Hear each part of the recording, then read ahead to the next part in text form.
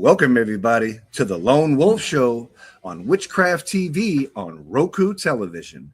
And I know we just wrapped up the WitchCon presenter series on the show, and this is the second interview with pagan musicians, and I think that's what really is what's going to happen for the springtime.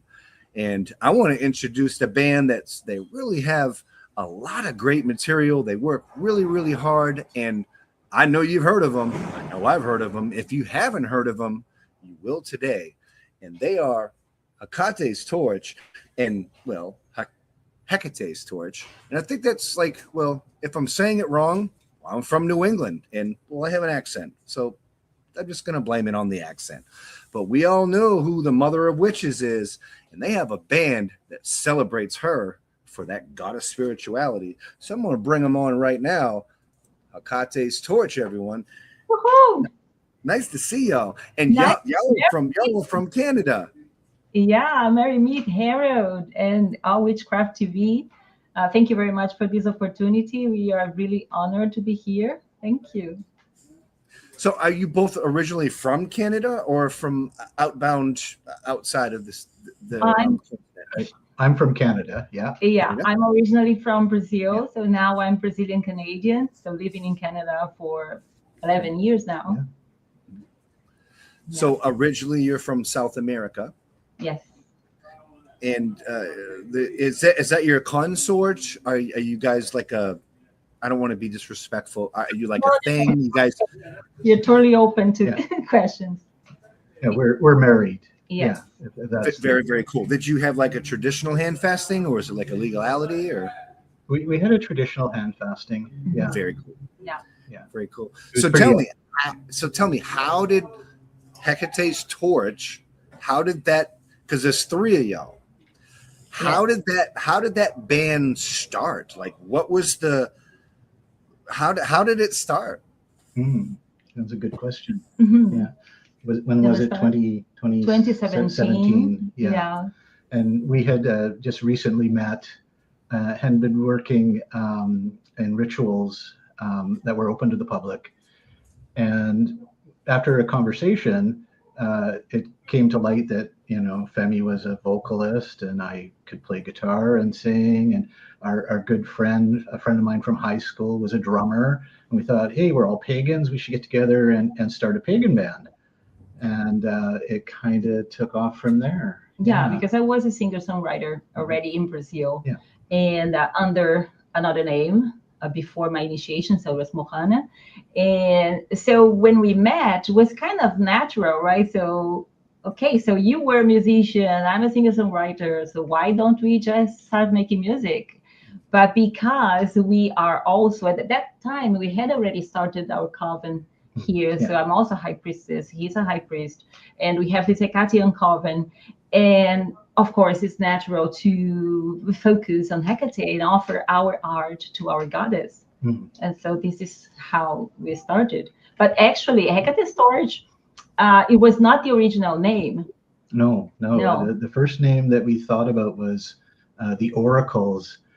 But after doing a Google search, it turned out that some other band had that name from the 70s. Yeah, and so we thought, well, no, we don't want to do that. And then after some, reflecting, we thought, well, we asked the goddess to inspire us, right? So and then Hecate's Torch came as I think it was your idea, wasn't it? Yeah, inspired by the goddess, but it was based on my initiation. It was still in the Amazon, and I have this written in our Creatrix Magic, our coven website.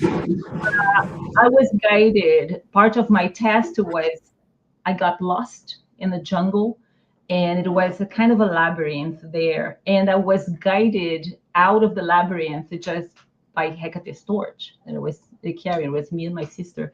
So it came from there. So Hecate's Torch, right? Guiding the path. So I've definitely heard the guitarist with your band, and I got to say, man, you shred. I've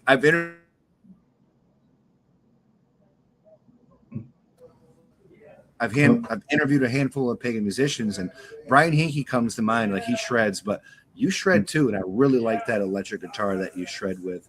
And your voice too is very, very original, and it's unlike anything else in the pagan genre or of music. And I don't even know if pagan music is like a genre, and if it isn't, it's going to be. I'm not really sure. Do you think pagan music is a genre? Yeah. There's a number of bands and genres called pagan rock music or pagan music in general. A lot of it is Norse. Like, I've seen a lot of and heard a lot of pagan music that's Norse based, and there's some black metal bands that say that they're pagan and they're playing this pagan music. Halung is one that comes to mind. But yeah, it seems to be progressing. There seems to be a lot more music becoming mainstream that's pagan based. The HU band, the Who, I think they're called, out of Mongolia, a great pagan band, just awesome. So I think that's it's really moving forward, and I can only see it progressing more within the secular realm of music. So it seems to be getting adopted. Right. Yeah, I definitely agree with that. There's more openness nowadays, right, for pagan music. Way better than, many years ago. I think pagan music is about to explode in a mainstream situation. So I'm really excited to be trying to talk to the best pagan musicians I can find. Yeah. So tell me about your spirituality, your tradition, as do you people in the pagan world, so to speak, we wear many hats. People call themselves shamans, they call themselves witches. You're a ceremonial magician. What kind of hats does Hekates Torch wear? You said priest and priestess. What kind of hats do you wear? So we are a Hekatian coven, but we follow the Hekatian path. And we follow some principles and guidelines that were inspired by the Covenant of Hecate by Sarita Deste. And but we have our own guidelines and principles. So our community follows these guidelines. They are inspired by the goddess. So we say that although we used to be the main facilitators, now we have another sister who is the main facilitator because we are so involved in music right now. But the goddess Hecate is the one in charge. So we don't have we don't like to follow this, this authority of a high priestess of high priest. And it's more circle based. It's more circle based. So everyone brings their potentials to the group. And, yes. As far as hats, I've done a fair bit of shamanism. I took quite a bit of shamanic healing training through the mystery school here in Canada. And but witchcraft is probably the more adaptable way. Like, I found the shamanism really helped build my witchcraft abilities. So, it's good to search out different venues of finding out how magic works, right? Because it's really about the magic and the self, right? And how to explore and know your true self. So, and that can take many different paths, as we've seen in paganism, that people will find themselves through the work of working with gods and goddesses. So you mentioned mystery school, and our viewers are going to want to know what mystery school you're talking about. So I want to know too. Is it like you can't know or we can know? Is it okay to know what mystery school you're talking about?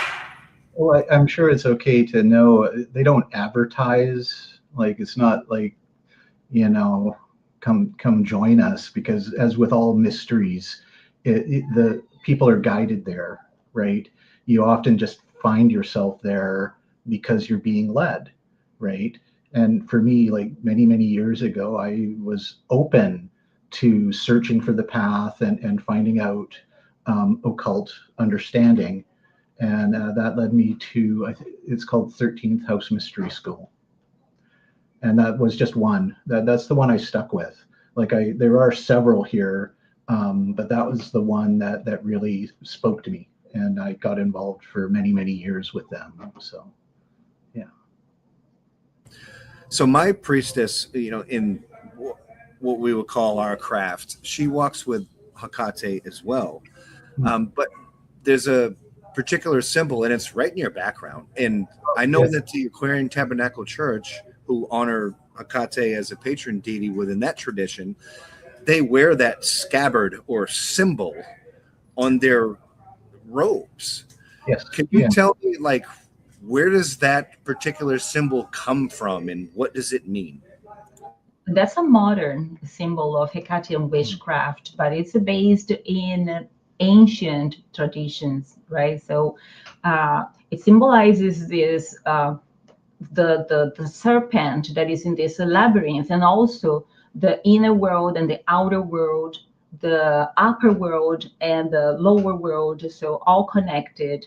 And you see the star in the center as the sun. In my personal view, at the beginning, Hecate was a solar deity and was revered as a solar goddess. And so, in my particular opinion, the star in the center symbolizes the sun. That is the original form of revering the goddess, associating with the sun. Mm-hmm. And the strophalos itself is an air symbol. Like if you have a physical strophalos and you put a string through the middle and you spin it, it begins to make a sound. And often it's done in a form of meditation and worship for the goddess. To get yourself to get yourself into a trance state. Mm-hmm. So it's got an interesting history. So as a priest and a priestess of, your own coven and your own thing, I have two questions. I'll start with this one. Are you considered bards in your infrastructure? I don't know. Are we? We always have music in our rituals. Always we have drum chants. Circles and chants and and we use sound healing too, right? So I don't think we've been referred to as bards yet. Yeah, I'm sure we will now, but but we're familiar with that term because the bard was the healer and the person that would use music for magic. So yeah, I guess that could be a term we could associate ourselves with. Not that anyone has ever called us bards. Yeah. Yeah. So I have my next question has to do with Hekate represents the feminine aspects of divinity within a contemporary witchcraft structure. Is there a masculine deity that Hekate's torch works with as a coven? Mm-hmm. Yes. Yeah. We work with Apollo. Yeah, and Apollo was also worshipped with Hecate and Legina back in ancient times. So it seemed like a good match, and Apollo's quite well known for his musical ability, being a god of music. So it's awesome. Yeah, some scholars believe that also Apollo was conflated with the god Horus. And in our particular view, Hecate is the same Hecate, the Egyptian goddess Hecate. And at that time in ancient Egypt, Hecate and Horus were also revered together, and they had a temple together. So it makes sense to us to revere both Hecate and Apollo, right? And Apollo and Hecate are both in the same pantheon, right? Yes. Can you tell me a quick story of some mythology or a story about the two? Do they have some kind of famous interaction? I love learning new things, and I don't know everything, but I'd like to know everything. Well, there's a famous one about Hecate guiding Persephone into the underworld, out of the underworld, and Apollo was the witness to that, right? So that's the most mythical. Because Hecate had heard when Hades abducted Persephone but it was Apollo who saw it from the sky. Mhm. And they had her and Demeter went to Apollo and say, hey, you know, Persephone is missing. Do you know what happened? And he's like, oh, of course I know what happened. I know what everything happens. and tells them that it was Hades that had abducted her. And that's when they had to journey then to the underworld to get Persephone back. So that's probably the most popular or well-known story about Hecate and Apollo. Mhm. I think in some of the stories, they refer to him as Helios. Yeah. So, yeah. So Hecate and Apollo, they didn't have like a romantic thing. They were just kind of, Not that we are aware of. No. Yeah. very Not cool. Very cool. so far, but yeah. I think we don't know much about the gods to Well, say that. and things like change over time. You don't know. And with so Right. many conflations, right? So, yeah, I've read that some scholars put them as cousins, but I'm not so sure about that. So, yeah, there's so many conflations. So my next question has to do, I ask this question a lot in interviews and I get different answers because I'm only a seeker. I'm, no one special. I don't claim to be anybody, brilliant or whatnot, but I do seek out knowledge and things. And I like to hear what other people think about different subjects. And it's kind of a question that really doesn't make any sense. It's like a paradox. I think paradox is the right name. But do you feel that humanity created the gods, or did the gods create humanity? I would say both. Because the gods that we know today, we created. But who created us, right? And so it's a bit of both, in my opinion. I don't know, because it depends on your definitions, right? How you define what God is. If your definition is who created the universe, well, that's quite different than who the gods of creation are, because it's a plural thing. It's not one individual God. But the creator of the universe is someone that in metaphysics they describe it as that which cannot be named, right? And so that's quite different than the gods who we can name, because they are gods over certain things. They have certain powers or abilities, or can exert certain amount of influence over our reality, as opposed to the creation story, which is quite different. What would you say that your most successful or number one hit, best song ever recorded song would be from Hekates Torch? Oh, I don't know, because everyone has favorites, right? Yeah. Like our feelings about songs could be different than what the fans think, right? Like for me, my favorite song is Chains. How about you? What's your favorite song? I cannot say it's a favorite, but the Hekates Torch has that is the one that is out now. It's a very profound significance for me, and I cannot say it's my favorite because I love them all, because they are so different. We can compare, right?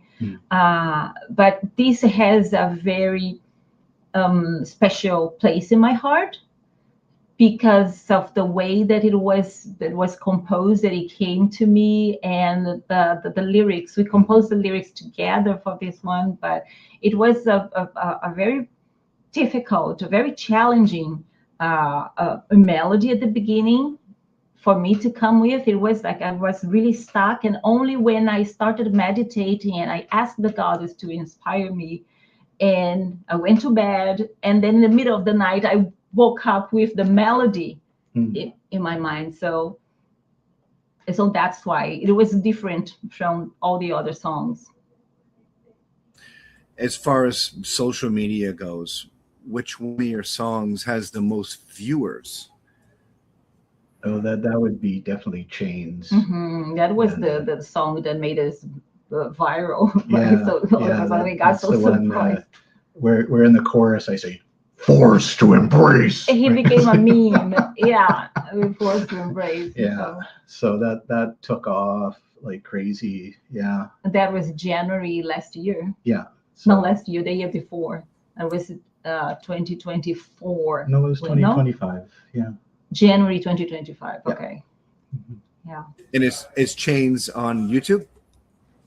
Yes. Yeah, we have a video of it. We also have a lyric video for people that want to sing along. Mhm. Yeah. And and there's been a bunch of remixes. Like people have sent us, "Hey, I really liked your song. Amazing. I remixed it, but I like EDM, so I've done an EDM version of your song." And we're like, "Yeah, Got it. Oh, okay," cool. you know. Yeah. And they did a really great job. Like, and we posted those on YouTube as well. There's, I think, three remixes that people have sent to us. Mhm. And there's been a lot of really fun reels, like other musicians have done on Instagram, and they posted, "Oh, here's me singing Hecate's Torch," and then they'll do like Yeah, a their clip version. of them singing our song, and it's like, yeah, Amazing. it's Yeah. awesome. So yeah, Is it okay to play Chains at the end of the interview? of course, Yes. yeah. Very cool. Very cool. So yeah, we're gonna hear Chains right at the end of the interview. Yeah. So tell me about the production of the music video. Like who does the cameras and who does all the plotting? You know, how challenging is that? We do everything ourselves. It's all us. Yeah, it's just me So and the Femi. scenes that he appears, I am shooting, and the scenes that I appear. Yeah, I have to shoot. And when we need to be both together, we have a tripod. A tripod, yeah. So, but it's images. all us. And some of it, like we've used stock video if we needed something that we didn't readily have available to us.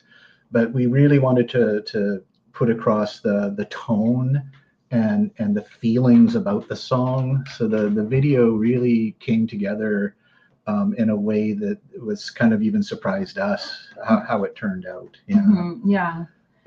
But I think we've been evolving, right? As videographers. So I would say that our best work so far is for Hekates Torch, is the one that is out now. We've been learning a lot by doing that. From repetition of making more and more videos, learning from our mistakes too. And learning new styles, researching. Yeah. Yes. So Is your band on CD Baby or DistroKid? Do you use those platforms or? No, we use Amuse. Amuse. Yeah, I think they're out of Sweden. Yeah. Very cool. Never heard of that one. Is it the same kind of concept where it's a program that gets you on like Spotify and all the different streams all in one package and things? Yeah. Wow, I didn't know there was a third. Wow, I thought it was CD Baby or DistroKid. That's really cool. Really good information. Thanks. Yeah, there's different options with distribution, like as far as how much you pay. And this one, when we initially signed on, we just went with the free version, and it just gives you everything, but the timelines are extended. Like you don't get immediately on Spotify. You have to wait like 14 days or something, and then so you have to plan ahead with it. But they have different sort of tiers now that we're looking at, because you get extra benefits. This one, like we're on everything, like Spotify, Amazon, Sony, Apple, a bunch of ones that we don't know. I think there's 25 places they send it to. So because there's all sorts of new streaming services that have come available, and so they send it out to all of them. So we're pretty happy with it. So with all that being said, what do you think the most successful streaming? And that's funny because we're doing this interview and I had a whole list of questions and I haven't even once did that. So I apologize 100%. I hope everybody's okay with that. I'm sorry about that. But my next question would be, what streaming platform do you think has been the kindest or the most beneficial for Hekates Torch? Yeah, that's a difficult one to answer because I think YouTube has been really good to us as far as getting the visuals out. But Spotify has been pretty good. I think we have just over 1,000 listeners a month or something. So I mean, it's okay, but like I don't know. Can we consider Instagram? Social media platforms? Instagram has been really good. Like as far as that goes, like better than like Facebook or TikTok. Mm-hmm. Yeah. So I do want to apologize that I didn't go by the listing of questions that I had previously sent you. I completely forgot about that. But when I did send you the questions, did any other questions stick out that you were excited to answer? Oh, we try to answer all of them. Yeah. So you can pick. Well, I don't know how good you are for timing. So yeah, just pick from the list and we're good. Very cool. Well, we have about 4 minutes left. Do you have any, what about live performances? Do you have live gigs that you've done in Canada? Do you go to pagan festivals? Yeah, actually Pagan Pride Day was one of the first events we started playing at here on the island. And we go every year and we play there. We've had a great time. Last Halloween, we did a show with a couple other bands, and that was like pretty epic. I think what really stood out, it was an outdoor venue. It was in a park, and we were the last. No, it didn't rain until we hit the stage. We were the last band to play, and so we were up there playing, and then it started to rain. We're like, oh crap! But we started playing Chains. And then a bunch of the people came out and started dancing around the fire. We had a big fire pit. In the rain. And in the rain, they're out there like, hey. So that was like that was amazing. Yeah. A lot of people in the community that are musicians or musically inclined, they perform, and their spirituality is either pagan or witchy or occultic like, and a lot of times they want to, perform music, make music videos, and record music. What would be your advice to someone that hasn't really been doing it that long, that are just coming on the scene? What would be your advice to them? Go for it. Go for it. There will be lots of challenges, you're going to learn a lot, but definitely go for it and research a lot. And they can also reach out to us. Yeah, we are totally open to answer their questions and perhaps give them some. Yeah, the only advice I would say is like use what you have, right? A lot of people think, oh, I need to go and buy all this expensive stuff. Yeah, you don't have to. You can start with what you have. Yeah, and please reach out to us. We'll be because it's the art that's really what people should be focused on, and not about like, does it look like it was made in Hollywood, right? Because our stuff doesn't look like it's made in Hollywood. We're having fun, and that's what I would suggest to people. Just have fun. If you really love music, you really like what you're doing, have fun with it, and people will see that. People will see you're having fun and it's a great time, and that's the best thing, right? You can't wish for anything more than that, really. Yeah. And apart from pagan music, as artists, but more like putting on the priest and priestess hat, when a newcomer or a seeker or someone that's kind of new to the craft comes to you, and that they have that fire, they're either male or female, and they, but they come to you, and you start to, speak to them because they are seekers. And one of the things that you explained very early on, which I really appreciate, that it is a seeker's path. It's not something that's proselytation is very foreign and to the community, it just in our culture. So what would be your advice to that new seeker that came to you? What would be like the first thing that you would want to bestow and teach them? it would depend on what they are seeking. So yeah. I always ask lots of questions, because for me it's important to know what exactly, how can we facilitate the path to this person. So I think it's very important to listen, to hear what they have to say. And I would ask lots of questions first, because each path is unique. And the most important is for them to find out, because some come to us asking, do you think Hecate is calling me?